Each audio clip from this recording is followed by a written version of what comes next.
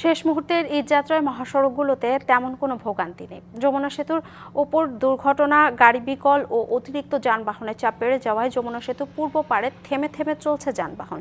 অতিরিক্ত গাড়ির চাপ সামাল দিতে মধ্যরাতে ও সকালে যমুনা সেতুর ঢাকাগামী লেন বন্ধ করে দিয়ে একযোগে 18টি বুথে টোল আদায় করে উত্তরগামী যানবাহন পারাপার করছে সেতু কর্তৃপক্ষ। সেতু কর্তৃপক্ষ জানিয়েছে, রাতে সেতুর উপর 3টি গাড়ি দুর্ঘটনার শিকার হয়, অন্যদিকে 2টি গাড়ি বিকল হয়ে যায়। শেষ মুহূর্তের ঈদযাত্রায় সাভারের সড়কগুলোতে নেই যাত্রী বা পরিবহনের চাপ।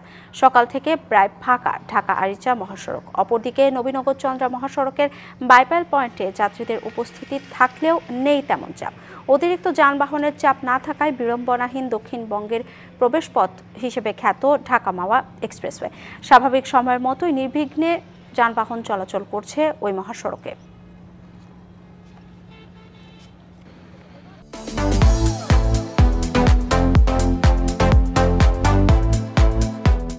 ঈদযাত্রায় উত্তরাঞ্চলের মহাসড়কে পরিস্থিতি জানাতে যুক্ত হচ্ছেন যমুনা সেতু পূর্ব পাড় থেকে যুক্ত হচ্ছেন সহকর্মী সোহেল তালুকদার। সরাসরি চলে যাচ্ছি তার কাছে। সোহেল, কোনো ভোগান্তি আছে কিনা মহাসড়কে জানাবেন? অর্ঘ্য, এই মুহূর্তে মহাসড়কে কোনো ভোগান্তি নেই।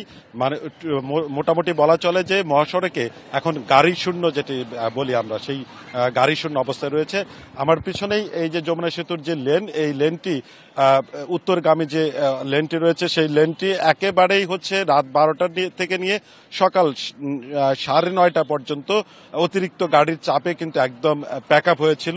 আমরা যে বিষয়টি জেনেছি যে যমুনা সেতুর উপরে 3টি গাড়ি দুর্ঘটনা এবং 2টি গাড়ি বিকল, পাশাপাশি যে অতিরিক্ত গাড়ির চাপ, মানে গণপরিবহনের সংখ্যা বৃদ্ধি পাওয়ার ফলে যে এই সেতু দিয়ে যে আগেও যেমনটা আমরা জানাচ্ছিলাম যে সেতু তার চাপ বহন করতে পারছিল না, যার ফলে উত্তরবঙ্গের একেবারে 18টি বুথ উত্তরবঙ্গের দিকে দিয়ে সেই গাড়িগুলোকে চাপ সামাল দেওয়া হয়।